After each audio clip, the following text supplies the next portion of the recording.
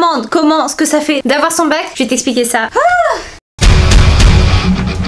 Donc déjà, avant d'avoir le bac, c'était pas le genre de gars à dire le bac. J'ai pas besoin de réviser, mec. J'ai des capacités, je crois en mes capacités. bah t'es chez toi et tu bosses. Sauf que moi, je m'étais préparé quelque chose de beaucoup plus dur. Toute l'année, je faisais que écouter en cours, je faisais tout plein de trucs, faire des fiches, même faire plus de fiches que de les apprendre. Le pire, c'est surtout à partir de mars. Oh là là, je me suis enfermée chez moi, CDI à chaque heure de trou, j'allais plus voir mes potes.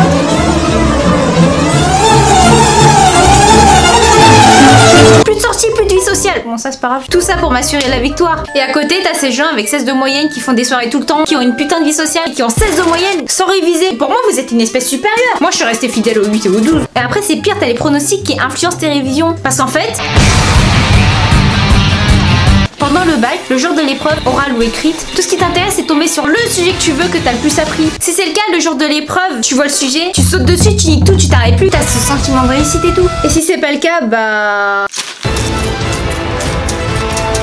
Et même après les épreuves, le soir quand tu rentres chez toi, la première chose que tu fais c'est même pas te relaxer ou réviser les épreuves du lendemain, mais aller sur le simulateur de notes qui calcule ta moyenne pour le bac et pour que toi tu mettes la note approximative de ce que t'as fait aujourd'hui. Un bon moyen de se rassurer. Et je vais vous dire, en vrai, les bacs blancs ou même les contrôles de tous les jours que vous faites, c'est encore plus dur que le vrai bac. Parce que tes profs, ils sont là, ils veulent te préparer bien et tout comme il faut. Et ils ont raison. Et des fois, quand tu vois que le bac, c'était juste ça, c'est pas grave, c'est pour la culture. Après cette putain de semaine intense où tu faisais que bosser et tout, donc t'as cette période où t'attends les résultats. Et cette période, c'est la période des soirées. Tu te couches tard, tu te réveilles tard, tu fais des soirées tout le temps. T'as plus rien à faire. C'est la période où t'es libre. Avant de savoir qu'après avoir vraiment eu le bac...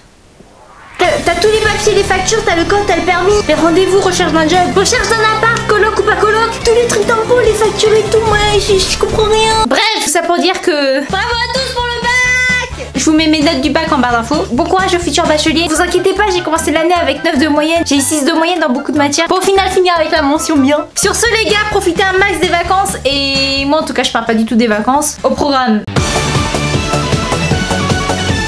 Et pour ceux qui l'ont raté, vous inquiétez pas, un an c'est un an, bon courage. Sur ce, bonne vacances.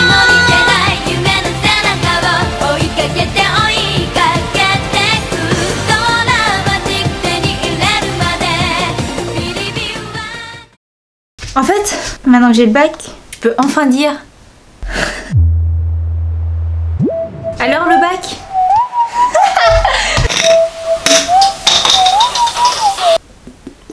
C'est de l'eau.